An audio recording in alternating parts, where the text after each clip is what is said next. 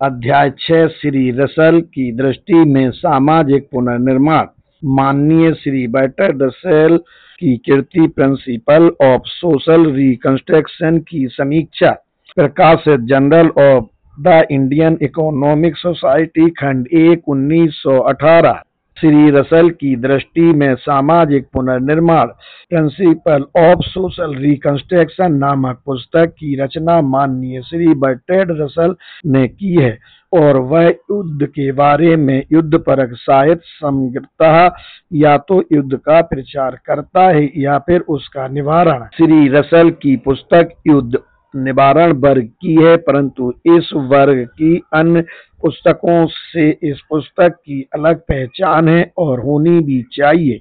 युद्ध निवारण संबंधी पुस्तकों में से कुछ में कहा गया है कि कुछ देशों को उनकी इच्छा के विरुद्ध उनके निरंकुश विजेताओं ने भौगोलिक कांजी हाउस अथवा बाड़ों में बंदी बना दिया है।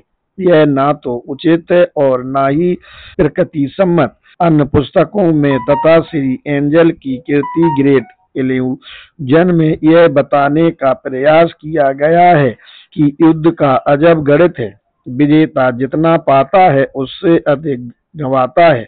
फिर भी श्री रसल का निदान नितांत भिन्न है। उनका विचार है कि उक्त प्रकार की तर्क प्रधान अपीलों से युद्ध समाप्त नहीं किए जा सकते। उनका कहना है केवल तर्क के तीरों से युद्ध नहीं रोके जा सकते, अपितु युद्ध तो ऐसे आवेगों तथा संवेगों की व्यवहार योग्य जीवन द्वारा रोके जा सकते हैं जो उन मनोवेगों को शांत करे जो युद्ध भड़काते हैं, न केवल चेतन विवेक के स्तर पर बल्कि संवेगों के स्तर भी। जीवन में परिवर्तन होना चाहिए।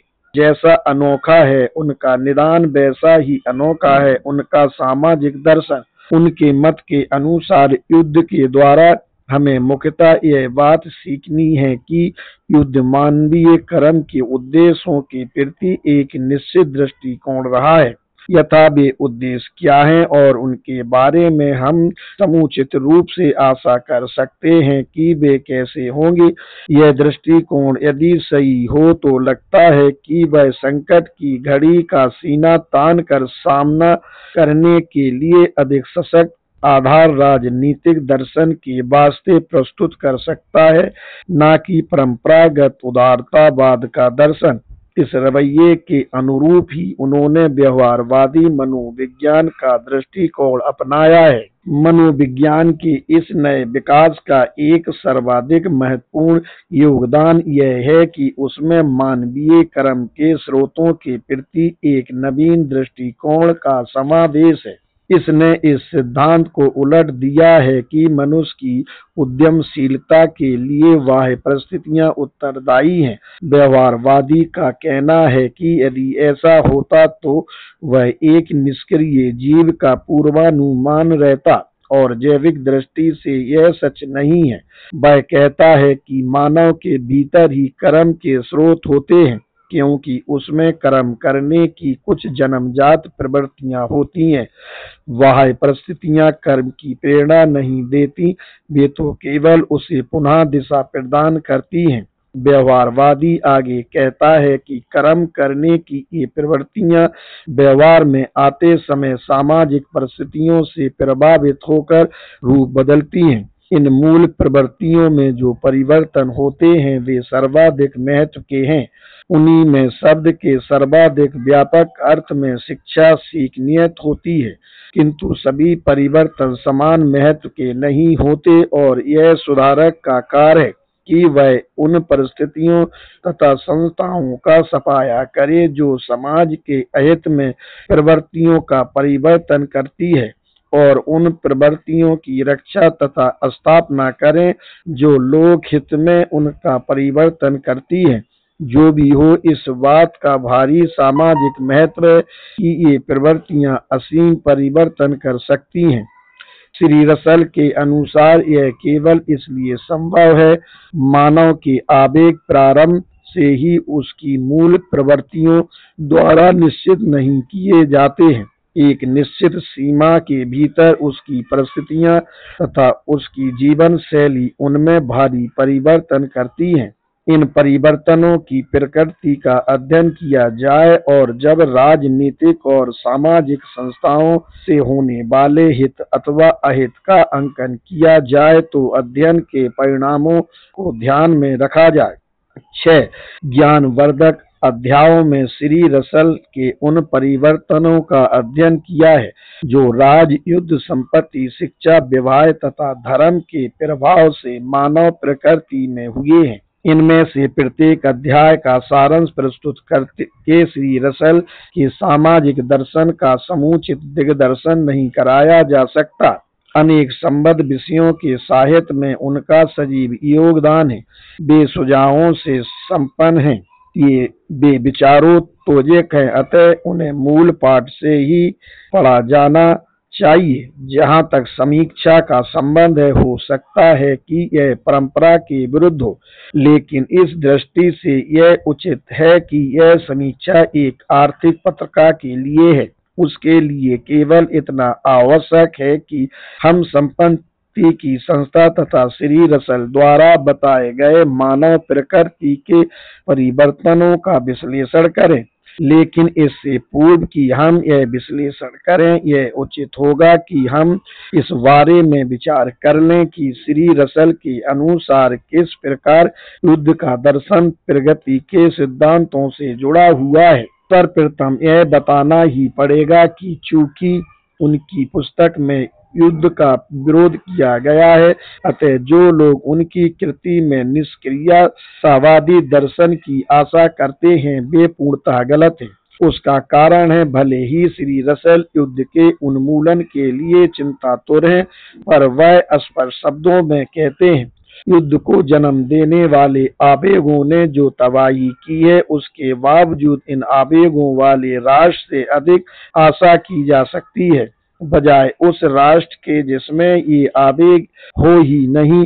आवेग जीवन का लक्षण है और जहाँ यह लक्षण होता है वहाँ आशा की जा सकती है कि वह मृत्यु की बजाय जीवन की ओर मुड़ेगा। लेकिन आवेग का अभाव मृत्यु है और मृत्यु में से कोई नवजीवन कहाँ से आएगा। वह स्वीकार करते हैं जो आवेग आज राष्ट्रों को युद्ध के लिए प्रेरित करते हैं, वे स्वयं किसी भी सशक्त अथवा प्रगतिशील जीवन के लिए अत्यावश्यक है। जिस समाज में जोखिम के प्रति अनुरक्ति नहीं होती वह जड़ हो जाता है और उसका ह्रास होने लगता है। संघर्ष यदि विनाशकारी तथा बर्बरतापूर्ण ना हो तो आवश्यक होता है, तभी मानव की गतिविधियों में तेजी आती है और वह मृतप्राय तथा कोरी परंपरा के चंगुल से निकलने में सफल हो पाता है।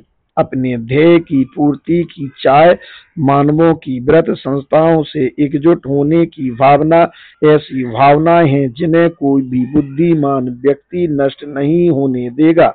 बुराई केवल उसी बात में है जिसके कारण मर्मांतक मौत, मार काट और मनोमलिन हो। समस्या यह है कि इन आवेगों को इस प्रकार सहज व समेट कर रखा जाए कि वे उक्त बुराई का साधन ना बने। इस सब का सार यह है कि उन्नति के लिए उद्यम अनिवार्य है। यदि आगे बढ़ना है तो हाथ पैर तो हिलाने ही पड़ेंगे। इस बात पर बल देना होगा कि श्री रसल युद्ध का तो विरोध करते हैं, पर वह निष्क्रियतावाद के भी पक्षधर नहीं है, क्योंकि उनके अनुसार पुरुषार्थ प्रगति की ओर ले जाता है और निष्क्रियता मृत्यु की ओर। प्रोफेसर डेवी के शब्दों में वह केवल हिंसा के रूप में बल प्रयोग का विरोध करते हैं, पर ऊर्जा के रूप में बल प्रयोग का वह पूर्ण समर्थन करते हैं। जो लोग बल प्रयोग का विरोध करते हैं उन्हें यह याद रखना ही पड़ेगा कि बल प्रयोग के बिना सभी आदर्श उसी प्रकार कोरे आदर्श रह जाएंगे जिस प्रकार किसी सचेत अथवा अचेत आदर्श अथवा प्रायोजन के बिना संपूर्ण पुरुषार्थ केवल वज्रमूर्ता ही होगी।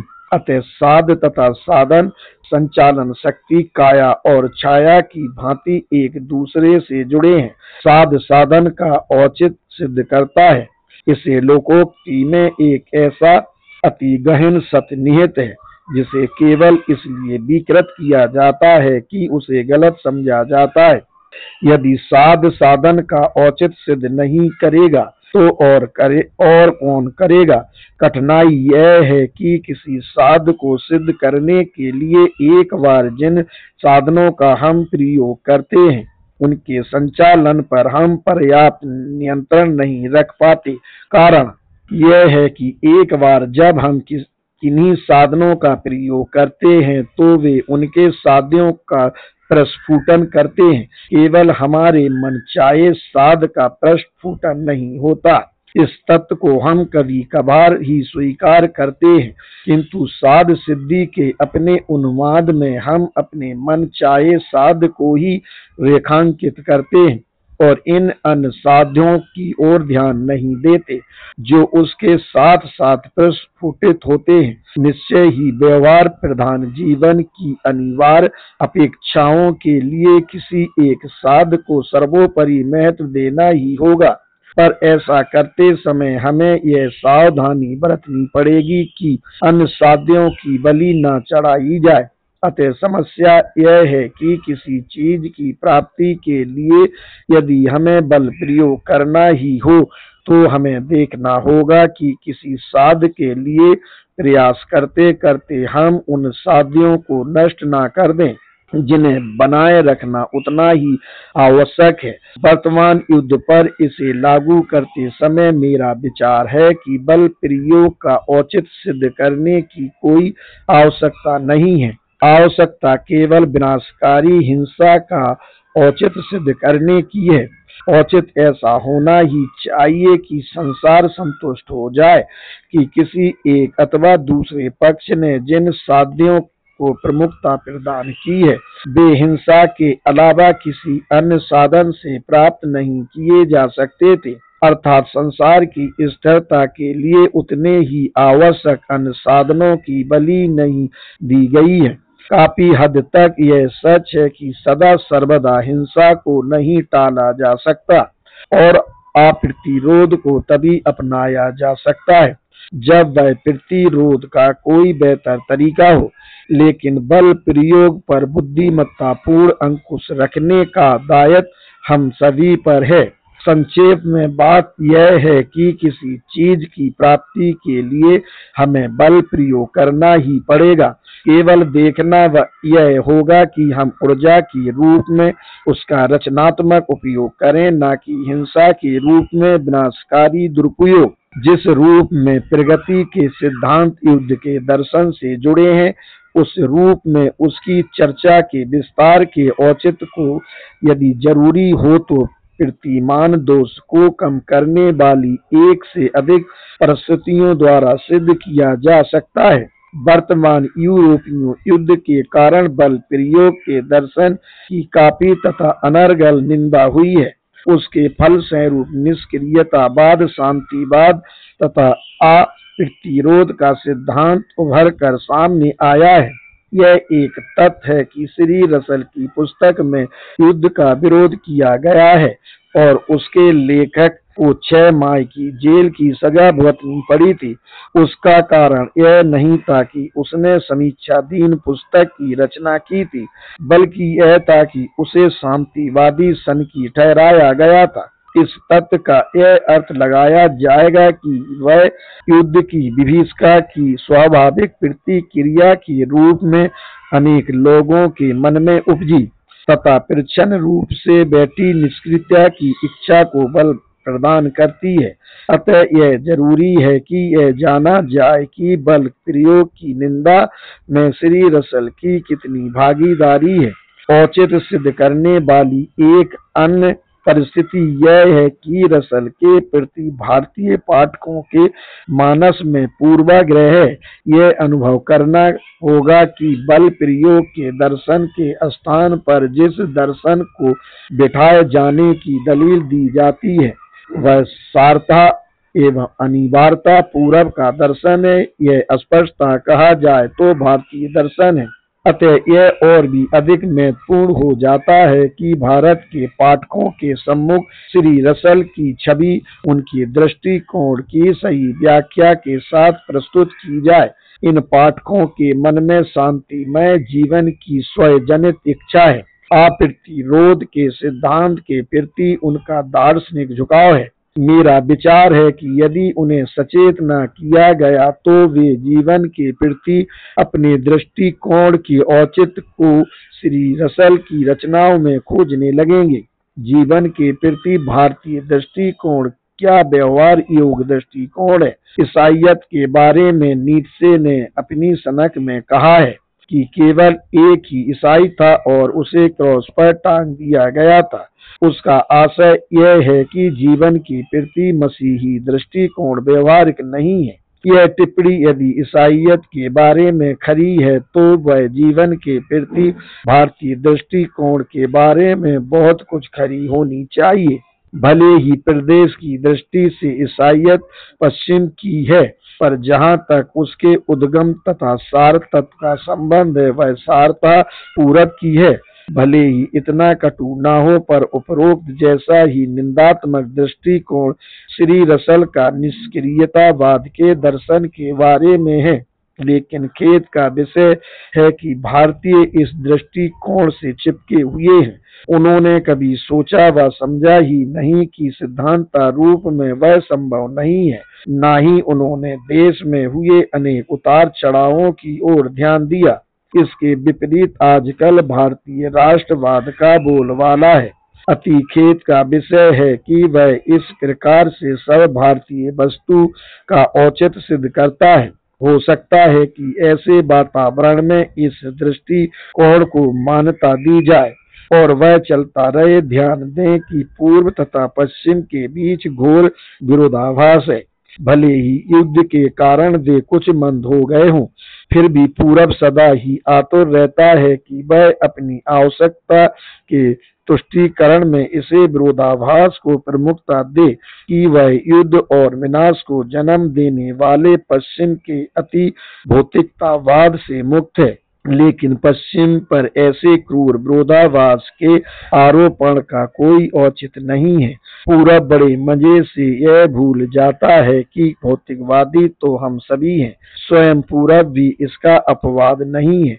जहाँ तक युद्ध का संबंध है, संभवतः पश्चिम को दोषी ठहराया जा सकता है, लेकिन पश्चिम भी पलटकर गुर्रा कर कह सकता है, आक्रमण तो मृत जैसा होता है, कर्मठता जीवन है। युद्ध जैसी उग्रता के साथ कर्म करना कहीं बेहतर है, बजाय इसके कि निठल्लों की भांति हाथ पर हाथ रखकर बैठ जाए। जब हम कर्म करेंगे केवल तभी हम सुचारू रूप से कर्म करने की आशा कर सकते हैं। इस प्रकार भले ही अचरज की बात लगे, शांतिवादी श्री रसल युद्ध को भी कर्मठता का लक्षण और उसे व्यक्ति की प्रगति का साधन मानते हैं, पर केवल इस कारण उसकी निंदा करते हैं कि वह मौत और तबाही का साधन बनता है। वह युद्ध के सौम्य रूपों का स्वागत करना चाहेंगे, क्योंकि उनके अनुसार हाँ, व्यक्ति किसी न किसी प्रकार की होड़ करना चाहता है। प्रतिरोध पर विजय की कोई भावना उसमें होती है, ताकि वह अनुभव कर सके कि वह अपने गुणों का उपयोग कर रहा है, या यूं कहिए कि वह अनुभव करना चाहता है कि वह प्रगति कर रहा है। जीवन के प्रति भारतीय दृष्टिकोण के पक्ष में जो अनेक तर्क किए जाते हैं, उनमें से एक यह है कि मुख्यतः यह उसके ही प्रभाव का प्रताप है कि सभी प्राचीनतम देशों में से केवल भारत का ही अस्तित्व आज तक बना व बचा रहा है।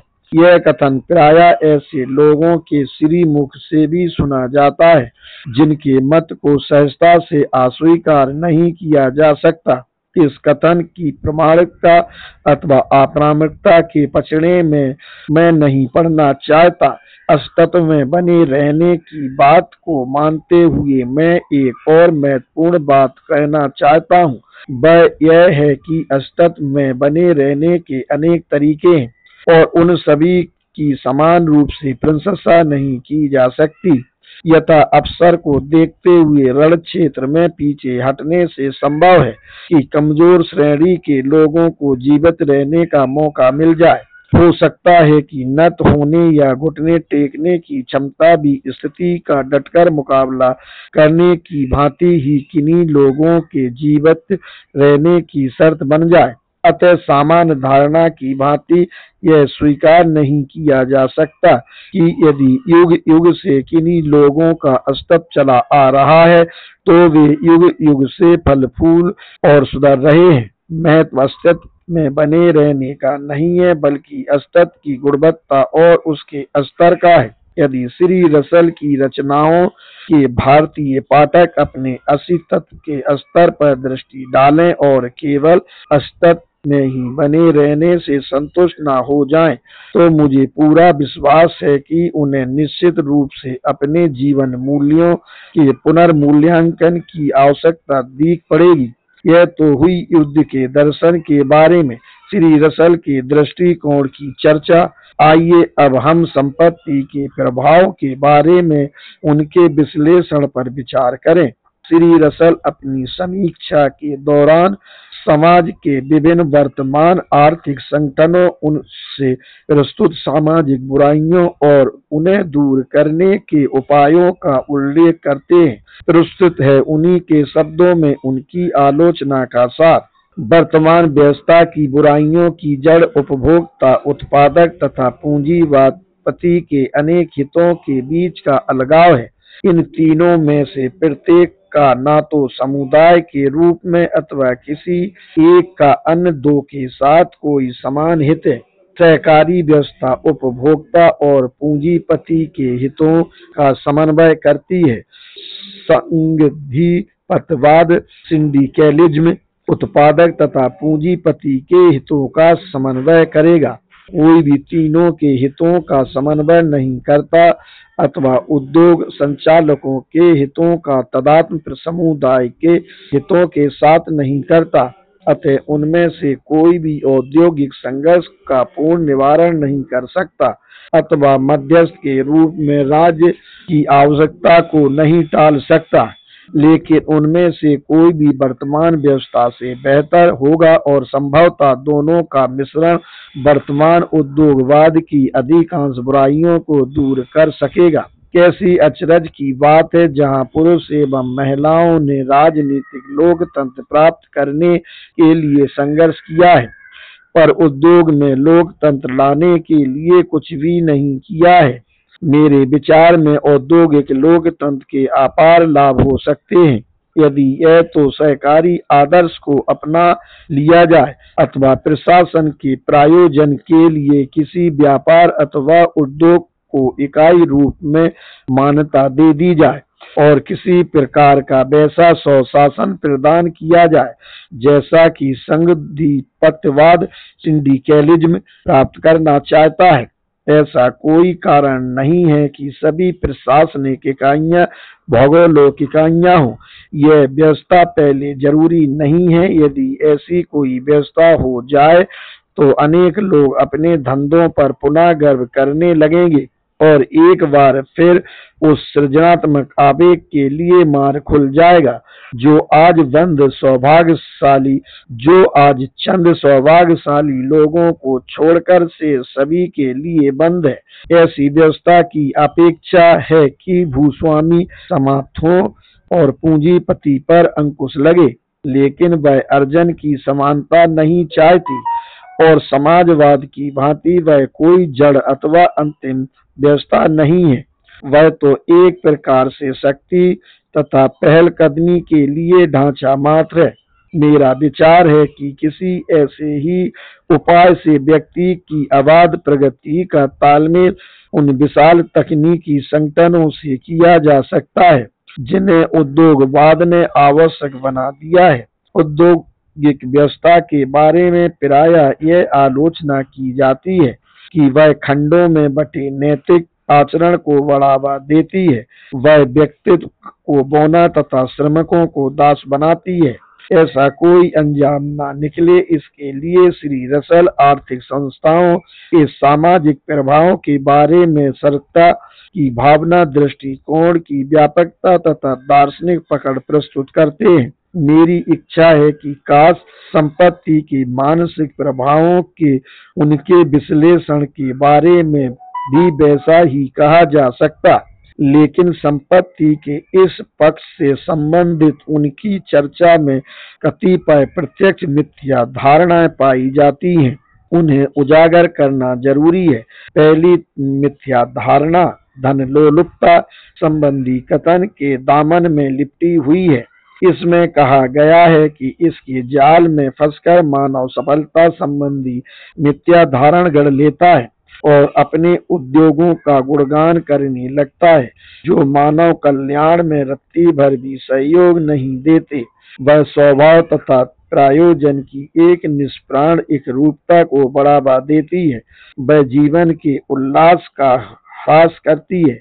वह ऐसा तनाव व दबाव पैदा करती है कि पूरा का पूरा समाज शिथिल, हतोत्साहित तथा भ्रमित हो जाता है। इस मनोभाव से पुरातनता की बू आती है और इसे कभी संभवतः औचित्य के साथ जीवन के मूल दर्शन की घुट्टी के रूप में पिलाया जाता था, जैसा कि आमतौर पर समझा जाता है, उससे कहीं अधिक घनिष्ठता के साथ किसी समाज के आर्थिक जीवन और दार्शनिक दृष्टिकोण आपस में जुड़े हैं, और यदि उसके ऊपर से उसकी अतिशयोक्तियों का छिलका उतार दिया जाए तो इतिहास की आर्थिक व्याख्या सत्य सिद्ध होगी। धन लोलुपता के विरुद्ध नैतिकतावादियों की यह चिर प्रचलित शिकायत सांसारिक वस्तुओं के विरुद्ध उनकी आम शिकायत का ही एक हिस्सा है।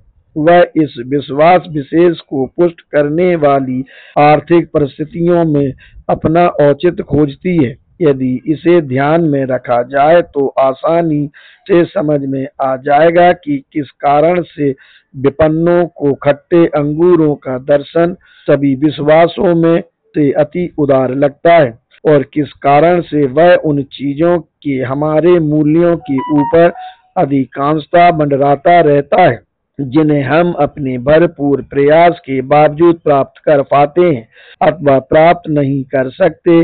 जब हम किसी चीज को प्राप्त नहीं कर सकते तो तर्क प्रस्तुत करते हैं कि वह प्राप्त करने योग्य नहीं है। अतः सांसारिक वस्तुओं के प्रति संपन्नों तथा विपन्नों के दृष्टिकोणों के बीच वैसा ही खरा अंतर है जैसा कि निराश तथा सफल लोगों की आस्थाओं के बीच है। प्रत्येक अपनी गहन तथा सनातन नैतिकता के प्रति निष्ठा के अनुसार अपनी हर करने के लिए उसमें औचित्य खोजता है और अपने दृष्टिकोण को आदर्श से विभूषित करता है। एक समय था जब समूचा संसार पीड़ादायी अर्थव्यवस्था की चक्की में पिस रहा था और अति प्राचीन काल में ऐसा ही होता था, जब मानव श्रम की उत्पादकता अति अल्प थी और कोई भी प्रयास उसके प्रतिफल में वृद्धि नहीं कर सकता था। संक्षेप में, जब समूचा संसार गरीबी के साए में जी रहा था, तब नैतिकतावादी के लिए यह स्वाभाविक ही था कि वह गरीबी का उपदेश झाड़े तथा सांसारिक वस्तुओं के त्याग का राग केवल इस कारण अलापे कि उन्हें प्राप्त नहीं किया जाता था। पीड़ादायी अर्थव्यवस्था वाले समाज का विचार यह होता है कि जिस चीज को प्राप्त नहीं किया जा सकता वह बुरी ही होगी। ठीक उसी प्रकार जिस प्रकार आडंबरपूर्ण दिखावटी लोग उपयोग कर आदि आनंददायी अर्थव्यवस्था वाला समाज सोचता है कि जो चीज सस्ती होगी वह घटिया ही होगी। श्री रसल द्वारा धन लोलुपता की बुराइयों की पुनरावृत्ति उसके ऐतिहासिक मूल्य का कोई दार्शनिक महत्व भी प्रदान नहीं करती है। यह मिथ्या धारणा इस कारण उपजी है कि वह धन लोलुपता की आलोचना तो करते हैं पर उसके प्रायोजन की छानबीन नहीं करते। मेरा आग्रह है कि स्वस्थ मानस में अमूर्त रूप में धन लोलुपता जैसी कोई चीज होती ही नहीं। धन लोलुपता सदैव किसी चीज के लिए होती है और उस चीज में निहित प्रायोजन ही उसे यश अथवा अपयश का भागी बनाता है। यदि इसे ध्यान में रखा जाए तो व्यक्तियों के बीच स्वभाव की कोई निष्प्राण एक रूपता नहीं हो सकती, क्योंकि भले ही वे धन लोलुपता से प्रेरित हों पर विभिन्न अवसरों पर उनके प्रायोजन भी भिन्न हो सकते हैं। अतः धन लोलुपता का ध्येय भी विभिन्न रूप धारण कर सकता है। यदि हमारे जीवन के उत्पादन पक्ष की दृष्टि से श्री रसल का भी निबंध ढुलमुल है, तो उपयोग पक्ष की दृष्टि से तो वह एकदम धराशायी हो जाता है। यदि वास्तव में यह सिद्ध करना है कि किसी एक व्यक्ति की भूख को शांत करने से मानव स्वभाव स्वयं को ही विकृत कर लेता है, तो हमें अपने समर्थन का आधार जीवन के उपयोग पक्ष में खोजना होगा, न कि उत्पादन पक्ष में। उपभोग के नियमों को कौन नहीं जानता? क्या उनमें ऐसी विकृति की कोई संभावना है? हम देखेंगे कि उत्तर ना में होगा। ध्यान दें कि उपभोग के नियम केवल वे कतिपय निष्कर्ष हैं जो मूल के उपयोगिता सिद्धांत के आर्थिक पक्ष से निकाले गए हैं। कुर्नोट, गोसेन, बालरेस, मेगर तथा जेवंस के शास्त्रीय सिद्धांत की प्रतिक्रिया में निर्धारित है सिद्धांत अब उपयोगिता को लक्षित वस्तु या स्थिति में निहित गुणवत्ता नहीं मानता, अपितु कहता है कि उसका आधार तो वह क्षमता है जो मानव की इच्छाओं को तृप्त करती है। यदि ऐसा है तो किसी वस्तु की उपयोगिता तृप्ति की चाह रखने वाली इंद्रियों की बदलती हुई स्थिति के अनुसार बदलती रहती है। यथा भोजन हमारी सर्वाधिक प्रिय वस्तु है, वह भी हमारे लिए रुचि अथवा अरुचि का विषय हो सकती है। यदि हम भूखे होंगे तो रुचि होगी, यदि पेट जरूरत से ज्यादा भरा हो तो अरुचि होगी। अतः जैसे जैसे तृप्ति बढ़ती जाती है वैसे वैसे उपयोगिता घटती जाती है। या यूं कहिए कि तृप्ति से किसी इंद्रिय विशेष या उनके समूह को आनंद अथवा रस मिलता है। अतः इंद्रियों को तृप्ति प्रदान करने वाली वस्तु से इंद्रियों के नाते को जताने वाली रेखा इंद्रियों की दशा के अनुसार विपरीत दशा में बदलने लगती है। यदि इस मनोवैज्ञानिक विश्लेषण के निहित अर्थों पर श्री रसल ने सावधानी से विचार किया होता तो वह निश्चय ही विचाराधीन मिथ्या धारणा के शिकार न होते। मनोवैज्ञानिक विश्लेषण वास्तव में है क्या? किस कारण किसी वस्तु की उपयोगिता शून्य अथवा नकारात्मक होने लगती है? ऐसा तब होता है जब या तो एक तृप्ति की प्रक्रिया में किसी बिंदु पर इंद्रिय विशेष अपनी मनचाही वस्तु को खाते खाते अघा कर खींच उठती है और उससे किसी प्रकार की तृप्ति लेना बंद कर देती है, अथवा दो, एक अलग प्रकार की तृप्ति की चाह रखने वाली अन्य इंद्रियां इस बात का हड़ताल बजाने लगती है कि किसी इंद्रिय विशेष ने उनके पेट पर लात मारकर गुलछर्रे उड़ाए हैं।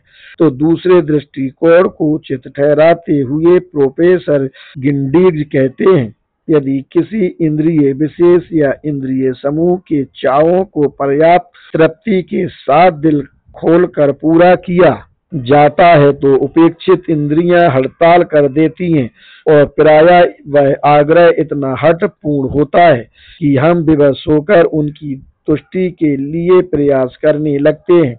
हमारे प्रकृति की उपेक्षित इंद्रियों की यह भूख सामान्यतः हमारी चेतना पर छा जाती है और हमारे ध्यान तथा प्रयासों को उस अवयव से विमुख कर देती है जो अपने भोग के उचित अंश से अधिक को प्राप्त कर रही है।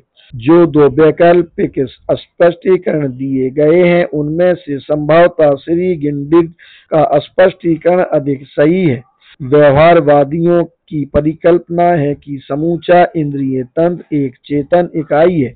उसे ध्यान में रखते हुए मान लेना उचित ही है कि समूचे इंद्रिय तंत्र की यह भूख होती है कि वह अपनी प्रत्येक इंद्रिय के लिए समुचित और विविध प्रकार की तृप्ति चाहता है और वह उक्त प्रकार के प्रतिशोध को जन्म देगी।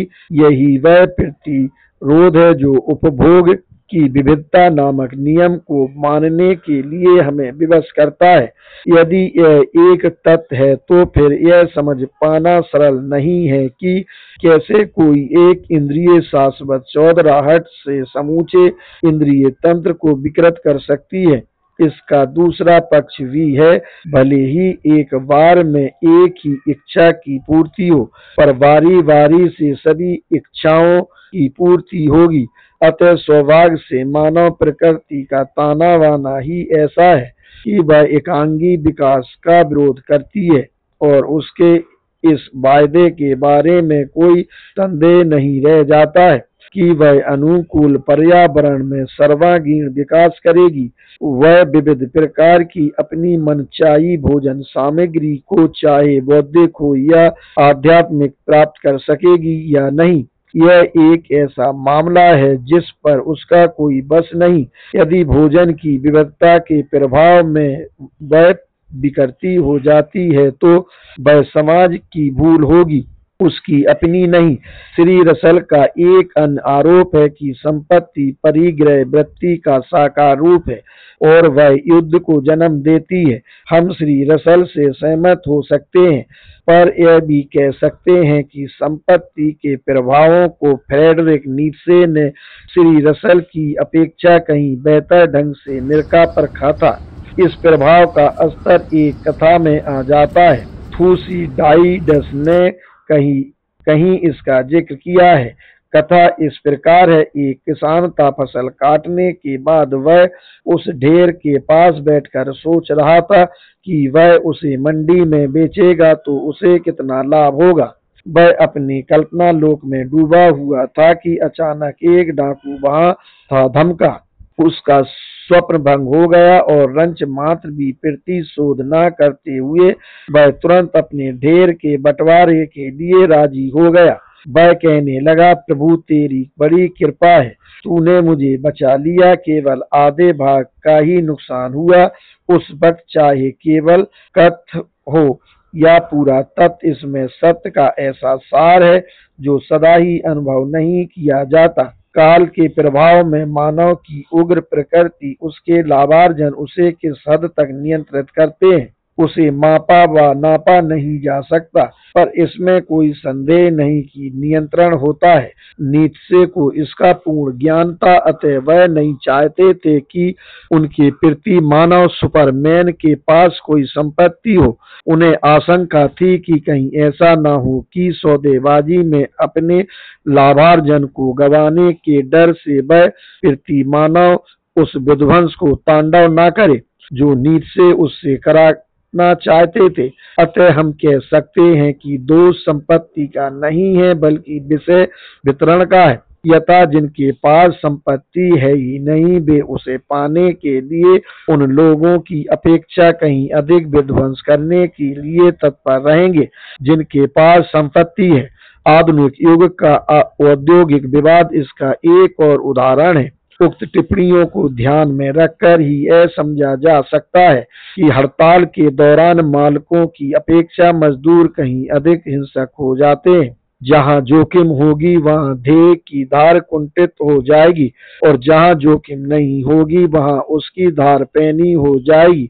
अतः हो सकता है कि संपत्ति अनर्थकारी हो, फिर भी ऐसा नहीं है कि उसमें भरपाई के गुण ना हो। यह उचित नहीं होगा कि हम चुपचाप एक सर्वाधिक बुनियादी धारणा की अनदेखी कर दें। यह धारणा ही श्री रसल के समूचे दृष्टिकोण में व्याप्त है। वह कहते हैं कि मानव के आवेगों तथा इच्छाओं को दो भागों में विभक्त किया जा सकता है, यथा सृजनात्मक वृत्ति वाली तथा परिग्रह वृत्ति वाली। हमारी कतिपय गतिविधियों का उद्देश्य होता है कि वे उस वस्तु का सर्जन करें जो अन्यथा विद्यमान नहीं है। अन्य का उद्देश्य होता है कि उस वस्तु का अर्जन करें या उसे बटोरें जो पहले से विद्यमान है। सर्वोत्तम जीवन वह होता है जिसमें सृजनात्मक आवेश अधिकतम तथा परिग्राही आवेग न्यूनतम भूमिका अदा करते हैं। क्या आवेगों का विभाजन संभव है? क्या आवेग के उपयोग जैसी कोई बात होती है? इस चर्चा के दायरे में इस बड़े सवाल पर विचार नहीं किया जा सकता। मैं तो केवल एक प्रश्न करना चाहता हूँ, क्योंकि मेरा विचार है कि किसी आवेग पर विशिष्टता का ठप्पा लगाकर श्री रसल अपनी स्थिति को निरापद नहीं बनाते। यदि कोई रोक न लगाई जाए तो हर आवेग कोई न कोई सृजनात्मक कार्य करेगा। सृजित वस्तु का कोई उपयोग होगा या नहीं, यह एक नितांत भिन्न बात है। आवेग या संवेग के क्रम से उसका क्या वास्ता। मेरा निवेदन है कि वह तो उत्पादन अथवा सृजन के तरीके पर निर्भर करेगा। उत्पादन चाहे व्यक्ति करे या समुदाय, वह तो उसके उपयोग के तरीके पर निर्भर करेगा। उपयोग चाहे व्यक्ति करे या समुदाय, जिस वस्तु को सामूहिक प्रयासों से तैयार किया जाता है उसके उपयोग पर कोई भी व्यक्ति अधिकार नहीं बना सकता। पहली स्थिति के पक्ष में हमें आदिवासियों के सामुदायिक या सामूहिक शिकार का उदाहरण दे सकते हैं। दूसरी स्थिति के पक्ष में पारिवारिक स्थिति का उदाहरण संगत तथा सुखद होगा। बिना किसी भय अथवा चुनौती के कहा जा सकता है कि मेज पर परोसी गई चीजों अथवा घर की सजावट की चीजों पर निजी उपभोग का दावा कोई भी सदस्य कदापि नहीं करेगा। क्या सार्वजनिक स्मारकों पर एकाधिकार का दावा कोई भी व्यक्ति कभी कर सकेगा। वे चीजें समूचे घर की होती हैं, लेकिन जहाँ तक किसी परिवार के सदस्य के कपड़ों का संबंध है, हर सदस्य निश्चय ही उन पर अपने उपभोग का एकाधिकार जता सकता है। वे व्यक्ति के होते हैं, अतः जब किसी वस्तु का उपभोग किया जाता है तो सवाल केवल उत्पादन और उपभोग का होता है, आवेग का नहीं। अतः सृजनात्मक वृत्ति तथा परिग्रह वृत्ति का स्तर अलग अलग होता है। निश्चय ही सृजनात्मक वृत्ति के संवर्धन और परिग्रह वृत्ति के अल्पीकरण के तरीके भी अलग अलग होंगे। एक का संवर्धन दूसरे का न्यूनीकरण करेगा ही, ऐसी कोई बात नहीं है। इसके साथ ही हम श्री रसल की पुस्तक की समीक्षा को यहीं समाप्त करते हैं। इसमें ऐसी प्रचुर सामग्री है जिसके आधार पर समाज के भावी पुनर्निर्माण की नींव रखी जा सकती है। श्री रसल ने सामाजिक जीवन के मनोवैज्ञानिक आधार पर विशेष बल दिया है, उसके लिए मेरी ओर से उन्हें शत शत बधाइयाँ। सामाजिक पुनर्निर्माण तभी होगा जब व्यक्ति और समाज के आपसी संबंध की सही जानकारी होगी। यह एक ऐसी समस्या है जो अनेक समाज शास्त्रियों की पकड़ में नहीं आ सकती है। इस संबंध में श्री रसल की संकल्पना है कि जैसे व्यक्ति समाज से जुड़ा है वैसे ही आवेग संस्था से जुड़ा है। इसमें संदेह नहीं कि इससे सच्ची संकल्पना और कोई हो नहीं सकती। फिर भी पुस्तक में जिन अन्य समस्याओं का विवेचन किया गया है उन्हें समझने के लिए मैं साग्रह सिफारिश करूंगा कि पाठक मूल को अवश्य पढ़ें। मैंने तो केवल श्री रसल की सही स्थिति पर वहां प्रकाश डालने का प्रयास किया है जहां मेरा विचार है कि उन्हें गलत समझा जा सकता है। मैंने तो केवल उन पाठकों को सचेत किया है जो आलोचक नहीं है और ध्यान न देने के कारण वे कतिपय मिथ्या धारणाओं के शिकार हो सकते हैं। दोनों ही दशाओं में मैंने श्री रसल तथा उनके पाठकों के प्रति अपने कर्तव्य का निर्वाह किया है।